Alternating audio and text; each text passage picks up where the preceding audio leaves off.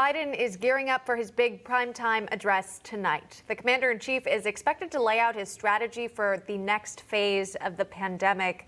It comes as the country marks 1 year since the coronavirus crisis was officially declared a pandemic. All right, Adam Guillette is going to join us now. He's the president of Accuracy in Media. And our panelists are back. Jesse Jane Duff, Jack Kingston. Adam, good to see you. We're getting a primetime address tonight, but where is the official press conference that every president since Calvin Coolidge has held by now, Adam? That's exactly right. He's Silent Joe, the first president to not hold a press conference his first 9 weeks in office. The guy's missing in action. And at least Calvin Coolidge wasn't passing a record amount of executive orders or a $1.9 trillion bailout that really has very little to do with COVID. It is morally outrageous that he's taking these massive actions and refuses to answer questions from the media. President Biden has at least run on this idea of unity and bringing hope to the nation. Jack Kingston, do you expect him to sort of expand on those thoughts here during the address? What sort of announcement might you expect to hear from the president tonight? I think the chance has come and gone to unify the country. He had an opportunity during the sham impeachment trial. He was silent. Joe, I would say the one thing, he's not just silent Joe, but he's scripted Joe there. He's not allowed to go off teleprompter. Everything that he said is carefully controlled by his handlers in a very literal sense. But I can say this. I saw President Clinton pass a economic relief bill on partisan votes. We saw President Obama do the same thing on Obamacare, and now Joe Biden has done the same thing on a coronavirus package, which only gave 9% to the addressing the crisis itself. So I think that he has followed in the steps of his predecessors who gave away the House and the Senate to the other parties, and I'm confident we're going to win them back in the midterm election just to counterbalance this excessive one-way street that the Biden administration seems to be rolling.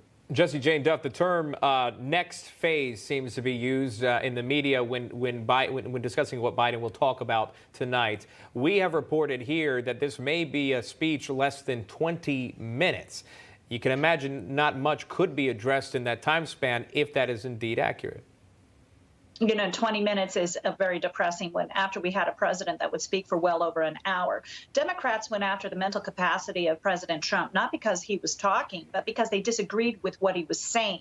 And that is just a hypocrisy now at its finest, that they have their own president now that is incapable of speaking without stumbling, getting words wrong, phrasing things in ways that have become astounding. And, Jill Biden tried to suggest that, oh, well, President Trump said things that were incorrect. But there is nothing like this, and we all know this. 20 minutes is nothing. I could do that standing on my head.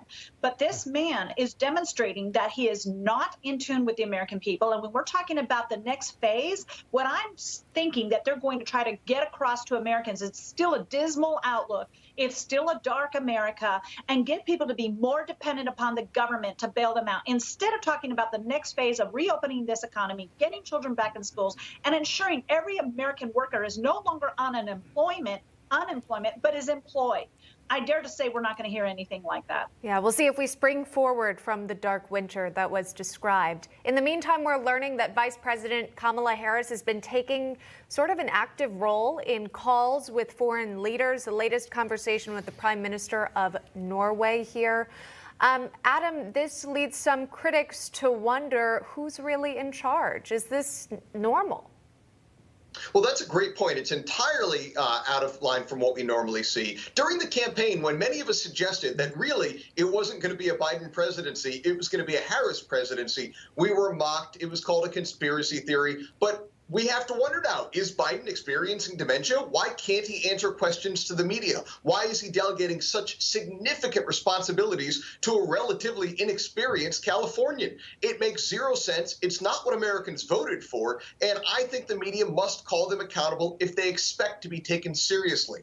They called Trump a fascist because he was mean to reporters. At least Trump answered their questions. Jack, you served in Congress. I just see your knowledge, the best of your ability. Is that traditional in a sense? Is that normal to watch a vice president only correspond with a foreign leader? And by the way, the vice president was representing, saying the United States of America, Norway were good, basically. She was representing the United States, almost as the president of the United States, if you will? It's scary and disturbing that the president can't go head to head with the head of Norway, for crying out loud. How is he going to do it when it comes to Russia and leaders from the EU and China and so forth? He does not have the command and control that you need from a commander in chief.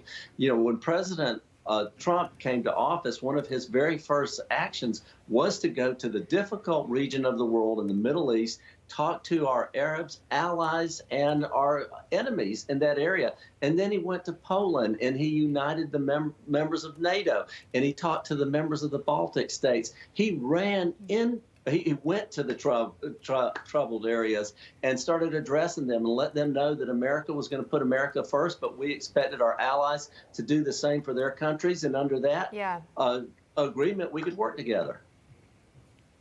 Yeah. Okay. Well, hey, great points and great conversation we've been having here on National Report. Jessie Jane Duff and Jack Kingston, thank you for being our panelists. And Adam Guillette, thanks for joining us as well. Everyone take care.